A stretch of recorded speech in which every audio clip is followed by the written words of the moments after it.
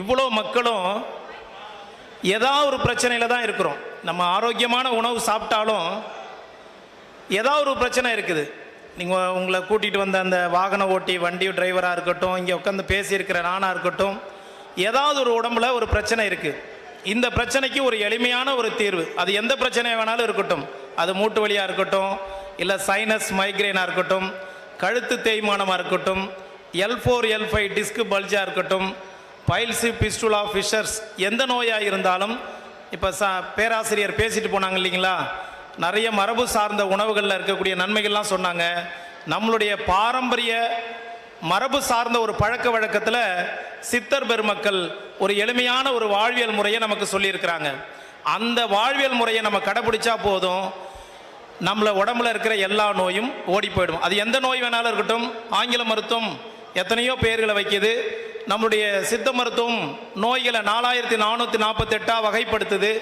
அப்படி எந்த நோய்க்கு என்ன பேர் வச்சாலும் தீர்வு ஒன்று தான். ஒரே ஒரு எளிமையான ஒரு தீர்வு ஒன்று இருக்குது. எல்லா வேதங்கள்லையும் சொல்லப்பட்ட ஒரு மரம் இருக்குது. அந்த மரத்துக்கு பேர் கற்பக விருட்சம்னு பேர். அந்த கற்பக விருட்சத்தினுடைய பழத்தை சாப்பிட்டா சரியாக போயிடும். அப்படி நம்மளுடைய வாழ்வியலில், தமிழர்களுடைய வாழ்வியல் முறையில் அப்படி ஒரு எளிமையான ஒரு முறை ஒன்று வச்சுருக்கிறாங்க. பார்த்தீங்கன்னா அந்த உணவை கடவுளாகவே வணங்குறாங்க. அந்த நீங்கள் பார்த்தீங்கன்னா அந்த உணவு இல்லைன்னா அந்த படையலே பூர்த்தி இல்லை. அந்த மாதிரி ஒரு உணவு ஒன்று இருக்குது. அந்த உணவை சாப்பிட்டோம்னா சரியாக போயிடும். அப்படி ஒரு எளிமையான ஒரு தீர்வு இருக்குது. அந்த மரத்துக்கு பேர் தென்னை மரம்னு பேர். இன்னொரு மரம் இருக்குது வாழை. இந்த தென்னையும் வாழையும் தெய்வீக மரம், கற்பக விருட்சம்னு பேர். இதை நீங்கள் சாக்கடை ஓரத்தில் வச்சாலும் சரி, கடற்கரை ஓரத்தில் வச்சாலும் சரி, இது நமக்கு இன்னைக்கு இந்த ரிவர்ஸ் ஆஸ்மோசிஸ்னு ஒன்று கண்டுபிடிச்சிருக்கிறாங்க, RO சிஸ்டம். இன்னைக்கு தென்னை மரம் தான் அதோடைய அடிப்படையே. அந்த அளவுக்கு ஃபில்டர் பண்ணி கொடுக்குது. அதாவது நம்மளோட எல்லா நோய்க்கும் மூல காரணம் என்ன சொல்கிறாங்கன்னா, நம்ம ரத்தத்துக்குன்னு ஒரு pH வேல்யூ இருக்குது. அந்த pH வேல்யூ 7.4 இருக்கணும். மனித உடம்புல ரத்தத்தோடைய அளவு 7.4 இருக்கணும். அந்த 7.4க்கு அதிகமாக போச்சுன்னா ஆல்கலின், 7.4க்கு கீழே இருந்ததுன்னா ஆசிடு. எல்லா நோய்க்கும் மூல காரணம் என்னன்னா, நம்ம ரத்தம் அமிலத்தன்மை அடைகிறது தான். அப்படி அமிலத்தன்மை அடைகிறதுனால இன்னைக்கு பார்த்தீங்கன்னா ஆர்த்ரட்டிஸ்னு ஒன்று வருது, முடக்குவாதம். எல்லா ஜாயின்லையும் கவுட்டுன்னு சொல்லுவாங்க, வீக்கம் கண்டுடுது. யூரிக் ஆசிட் டெஸ்ட் எடுக்கிறாங்க, எடுத்து பார்த்துட்டு உங்களுக்கு யூரிக் ஆசிட் RA ஃபேக்டர் அதிகமாக இருக்குது. உடனே நிறைய பெயின் கில்லர் ஸ்டீராய்டு மாத்திரைகள் போகுது.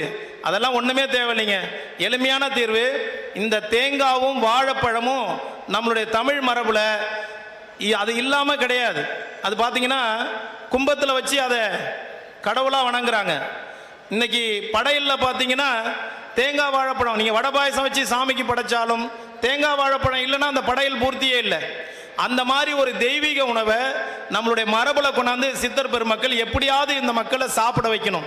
அப்படி சாப்பிட்றது மூலியமா நம்மளுடைய ரத்தத்தில், இதுக்கு பேர் சமைச்ச உணவுக்கு பேர் ஆசிட் ஃபுட், சமைக்காத உணவுக்கு பேர் ஆல்கலின் ஃபுட்டு. எது ஆல்கலின் ஃபுட்டுனா தேங்காவும் வாழைப்பழமும் தெய்வீக உணவு, ஆல்கலின் ஃபுட்டு. நம்ம தொடர்ந்து இதை காலை உணவா, நீங்கள் சக்கரை நோய் இருக்கலாம், எந்த நோய் இருந்தாலும் காலை உணவா ஒருவேளை மட்டும் இந்த தேங்காவையும் வாழைப்பழத்தையும் உணவாக கொடுக்கலாம். சக்கரை நோயாளிகளுக்கு சீக்கிரம் சுகர் குறையும். ஆங்கில மருத்துவம் தேங்காவை கொலஸ்ட்ரால்னும் வாழைப்பழத்தை சுகர்னு சொல்லியிருக்கிறாங்க. ஆனால் உண்மையை சொல்லணும்னா தேங்காய் LDL HDLனு 2 இருக்கு இல்லையா, பச்சையாக சாப்பிட்டா நல்ல கொழுப்பு. அதை நீங்கள் கீரையில் மற்றபடி வறுத்து பொறிச்சு இந்த தேங்காவை ஹீட் பண்ணால் அது கெட்ட கொழுப்பு.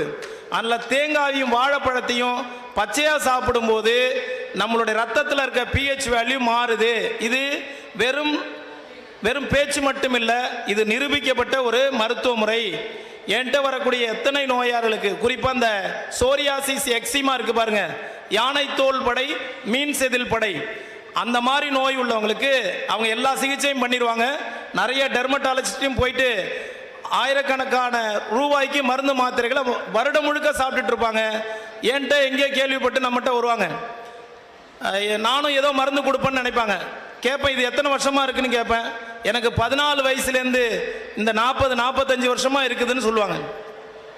மருந்து சாப்பிட்டு சாப்பிட்டு சலிச்சிட்டேன்னு சொல்லுவாங்க. நீங்கள் காலை உணவாக தேங்காய் வாழைப்பழம் சாப்பிட்டீங்கன்னா உங்கள் ரத்தத்தில் இருக்க pH வேல்யூ, அந்த காரத்தன்மை அதிகப்படும். அமிலத்தன்மை அதிகமாகனாதாங்க எல்லா நோயும். அதனால தான் நீங்கள் கவனித்து பாருங்கள், இன்னைக்கு கால்நடைன்னு சொல்கிறோம். ஆடு மாடுக்கு பேர் கால்நடை. ஒரு மாட்டை அவுத்து விட்டிங்கன்னா குறைந்தபட்சம் ஒரு 20-25 ஏக்கர் போய் மேய்ஞ்சிட்டு வரும். அதுக்கு கூட மூட்டு தேய்மானம் இல்லை. மனிதனுக்கு ஏன் மூட்டு தேய்மானம்? எங்கே போனாலும் டிஸ்கு தேய்மானம், கழுத்தெலும்பு தேய்மானம், மூட்டு தேய்மானம் சொல்கிறோம். நம்ம நடக்கிறதே இல்லை. இப்போ வாகனத்தில் வந்து இந்த மண்டபத்து வாசலில் இறங்கணும், உள்ளே வந்துட்டோம். அதிகபட்ச நடை எங்கே இருக்குது? நமக்கு நடக்காத நமக்கு எப்படி தேய்மானம் ஏற்படுதுன்னா, நம்ம உடம்பு ரத்தம் அமிலத்தன்மை அடைஞ்சிக்கிட்டே இருக்கு. சமைச்ச உணவுனால தான் நம்ம ரத்தம் அமிலத்தன்மை அடையும் போது நம்ம உடம்பே என்ன பண்ணுதுன்னா, நம்ம உடம்புல இருக்கக்கூடிய அந்த கால்சியத்தை ரத்தத்தில் சேர்த்து சமநிலைப்படுத்துறதுக்காக உடம்பு செய்யறதுனால தான் இந்த கழுத்தெலும்பு தேய்மானம், இடுப்பெலும்பு தேய்மானம் வருது. என்ன செய்யணும் அப்படின்னா, காலை உணவா பசிக்க பசிக்க எத்தனை முறை வேணாலும், காலை 7 மணிலிருந்து மதியம் 12 மணி வரைக்கும் எந்த நோய் வேணாலும் பேர் வச்சிங்க, இந்த உணவை மட்டும் சாப்பிடுங்க. இந்த உணவு கூட இடையில எந்த சமைச்ச உணவும் சாப்பிடாதீங்க. தேங்காய் வாழைப்பழம் சாப்பிட்டு ஒரு 2 இட்லியை சாப்பிட்றோன்னு சாப்பிட்டீங்கன்னா கண்டிப்பாக இன்னும் உங்களுடைய சர்க்கரையை அதிகப்படுத்திடும். கொலஸ்ட்ரால் இருந்ததுன்னா கொலஸ்ட்ரால் அதிகப்படுத்திடும். சமைச்ச உணவையும் சமைக்காத உணவையும் சேர்த்து சாப்பிடாதீங்க. இப்படி அதனால தான் சொன்னேன், நம்மளை மாதிரியே இருக்கக்கூடிய குரங்குகளுக்கு, நம்மளை மாதிரியே எல்லா செயலும் அதுக்கு அப்படியே தான் இருக்குது. அதுக்கு டயபெட்டிக் இல்லை, ஆர்த்ரட்டிஸ் இல்லை, ஹெப்படைட்டிஸ் இல்லை, ஜாயிண்டிஸ் இல்லை. நீங்கள் நம்மளை சுற்றி இருக்கிற எந்த ஜீவராசிக்கும் குளிக்கிறது இல்லை, அதுங்க பல்லு விளக்குறது இல்லை, ஆனால் உடம்புல நாற்றம் இல்லை. நம்ம தினசரி குளிக்கிறோம், நம்மளுடைய உடம்புல எவ்வளோ பெரிய துர்நாற்றம். இதுக்கெல்லாம் காரணம் சமைச்ச உணவு தான். நம்மலாம் 10,000 வருஷமாக சமைச்ச உணவுக்கு நம்ம செல்லெல்லாம் அடிக்ட் ஆகிடுச்சு. திடீர்னு ஒரு நாள் சமைக்காத உணவுக்கு மாறணுன்றது சாத்தியமில்லாத மாதிரி இருக்குது. அதாவது கைவிடப்பட்ட இந்த இப்போ நான் சொல்லக்கூடிய செய்தி யாருக்குன்னா, எல்லா வைத்தியமும் பண்ணிட்டேன், எதுக்கும் சரியாகலை, எவ்வளோ ஸ்டீராய்டு மருந்து சாப்பிட்டுட்டேன், சரியாகலை அப்படின்னு சொல்கிறவங்க காலை உணவு 7 மணிலேருந்து 12 மணி வரைக்கும் சமைக்காத உணவை இது சாப்பிட்டிங்கன்னா 2 மணி நேரம் தான் உடம்பு தாங்கும், சீக்கிரம் செரிச்சிரும். அதனால் இந்த காலை உணவாக தொடர்ந்து இந்த காலை உணவை மட்டும் எடுங்க. ஒருவேளை எடுங்க, ஆட்டோமேட்டிக்காக இந்த சோரியாசிஸ் போயிடும், ஆர்த்ரட்டிஸ் மூட்டு வலி போகும். உங்களால் சொன்னால் இதெல்லாம் செய்யறதுக்கு எனக்கு வாய்ப்பு இல்லைங்க, தேங்காய்லாம் என்னால் சமைக்க முடியாது. தேங்காவை பொறுத்த வரைக்கும் 1/4 பதம், அரை பதம், 3 பதம் இருக்குது தேங்காவில். 1/4 பதம்ன்றது இளங்காய் வழுக்கையாக இருக்கும், அந்த 1/4 பதம் தேங்காவை பயன்படுத்தலாம். அரை பதம்ன்றது காய் வெள்ளையாக இருக்கும், ஆட்டுனா ஆடாது. முழு பதம்ன்றது அதுதான் முற்றிய கனி, மரத்துலேருந்து தானாக விடுறது, அதுதான் கொப்பரைக்காயின்னு சொல்லுவாங்க.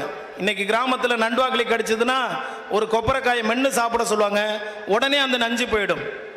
அந்த அளவுக்கு மருத்துவ குணம் உள்ளது நம்மளுடைய இந்த கொப்பரைக்காய். கொப்பரைக்காய் யார் சாப்பிடுவாங்கன்னா, குகையில் உட்காந்து இறைவனை தியானிக்கிறவர்களும். இன்னைக்கு இலங்கையில் விடுதலை புலிகள்னு ஒரு அமைப்பு இருந்தாங்க, அவங்கெல்லாம் தொடர்ந்து போர் யுத்தம் செஞ்சுக்கிட்டே இருப்பாங்க. அப்படி இடையில சாப்பிட்றதுக்கெலாம் நேரம் இருக்காது. கொப்பரைக்காயும் இந்த பனங்கிழங்கு மாவையும் வச்சுருந்தான் தொடர்ந்து 15 நாள் 20 நாள்லாம் யுத்தம் செஞ்சதான் நம்ம செய்தித்தாள்களை படித்து கேள்விப்படுறோம். அப்போ அவங்களுக்கு அந்த அளவுக்கு கலோரிஸ் இருக்குது. இன்னைக்கு தாய் இறந்து போயிட்டான்னா மாட்டுப்பால் கொடுத்து நம்ம குழந்தைகளை காப்பாற்றுறோம். ஆனால் தாய்ப்பாலுக்கு நிகரான ஒரு பொருள் எதுனா தேங்காய் பால் தான். தேங்காய் பாலில் லாரிக் ஆசிட்னு ஒரு லாரிக் அமிலம் இருக்குது. லாரிக் அமிலம் உலகத்தில் வேற எதுலையுமே கிடையாது, தாய்ப்பாலில் மட்டும்தான் இருக்குது. அந்த தாய்ப்பாலை இல்லை, நான் குழந்தைகளுக்கு தைரியமாக கொடுங்க. நான் சொன்ன மாதிரி இளங்காயாக எடுத்து துருவி பால் எடுத்து கொடுத்தீங்கன்னா நிச்சயமாக அந்த நெஞ்சுக்கரிப்பு, அந்த செரிக்காதுன்ற பிரச்சனை வரவே வராது, முத்தின காயில் தான் வரும். அதனால் குழந்தைகள்லேருந்து பெரியவங்க வரைக்கும் இளங்காயாக சாப்பிடலாம். சாப்பிட்டோம்னா நம்ம ரத்தத்தில் இருக்கிற அந்த pH வேல்யூ நான் சொன்ன மாதிரி எபோவ் 7க்கு மேலே போச்சுன்னா ஆல்கலின், 7.4க்கு மேலே போச்சுன்னா ஆல்கலின், 7க்கு முள்ளே இருந்ததுன்னா ஆசிடு. நம்ம ரத்தம் எல்லாம் எங்கே வேணாலும் போய் செக் பண்ணிங்க, ரத்தம் யூரிக் ஆசிடாக மாறிச்சுன்னா இந்த ஆர்த்ரட்டிஸ் முடக்குவாதம் எது இருந்தாலும் கண்ணை மூடிக்கிட்டு தேங்காய் வாழைப்பழத்தை காலை உணவாக எடுத்துங்க. எளிமையான தீர்வு. நன்றி நண்பர்களே.